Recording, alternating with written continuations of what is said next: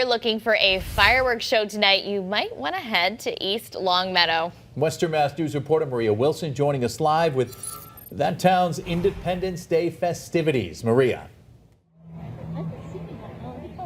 Well, Chris, Abby, it wouldn't be the 4th of July without some fireworks, am I right? And over here in East Longmeadow, they are just one of the number of communities throughout the state who will be setting them off within the next couple of days. But the town's holiday festivities don't just start tonight. It was a continuation of the town's week-long Independence Day celebration. From a multi-day carnival filled with rides, games, and food to a live performance by local sensation Trailer Trash, the night is sure to impress. And who could forget about that fireworks show? The display is sure to kick off the holiday with a bang. For many, coming here to the East Longmeadow High School is that defining part of their 4th of July celebration.